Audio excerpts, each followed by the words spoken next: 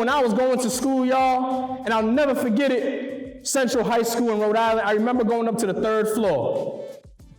And I remember walking down this long hallway, because I used to play football, right? And I lost a football scholarship to the University of Syracuse, which I thought that the only opportunity that I had to change my mom's life was to play professional football. And I'll never forget, y'all, going into Miss Boudreaux's classroom and opening up the door. Now, the doors were so old, it sounded like this. Oh, I'm like, this is crazy. A little bit of dust coming out and stuff like that. And I walked into the room. I said, Miss Boudreaux, did I pass? Did your boy pass? Please tell me I passed. She said, William, let me just ask you this. How many quarters are in football? I said, that's easy. I don't know math like that, but I know it's 4 quarters in football. And she looked at me and she said, you're right, there are 4 quarters in football. First quarter, you wasn't being serious. 2nd quarter, you was a class clown. 3rd quarter, you got someone serious. 4th quarter, it was too late for you.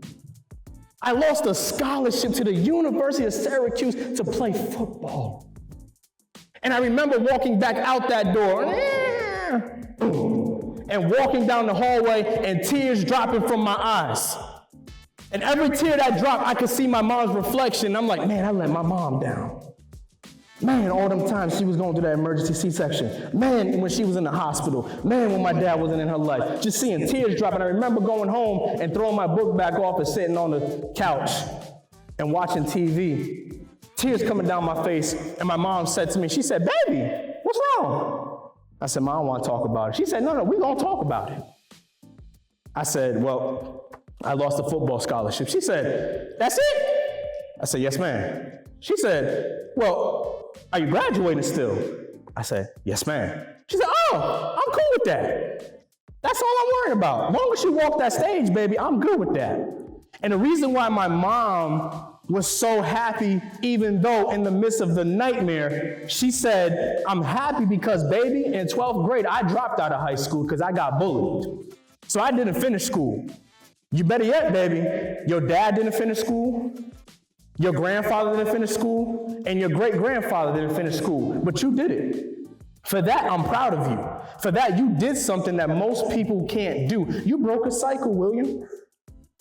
And from that moment forward, y'all, I started saying, well, my dad wasn't in my life, and I had to start learning about a thing called mentorship. And I said, well, who can I look up to? And also what I realized is that great leaders learn from other people's mistakes. And so I learned from my brother what not to do. Sell drugs. I learned from my brother not to do. Be in jail and locked up for the rest of his life. I learned what not to do from my dad not being present in his kid's life. I made a vow to myself that I said, when my kids come into this world, when Jaymon come into this world, when Aiden come into this world, when Harmony come into this world, I will make sure that I will always be present when they come out the womb. I will always be present in their life. Why? Because that's what real fathers do. And I'll never forget, y'all, seeing Harmony come out, seeing Aiden come out, seeing Jaymon come out, and being present for their first steps. And being present to change their diaper. And being present to hear their first words come out. Being present to see them smile, see them fall, see them get back up. So yes, the nightmare was crazy, but the dream is more phenomenal. The nightmare was crazy, but the dream is more phenomenal.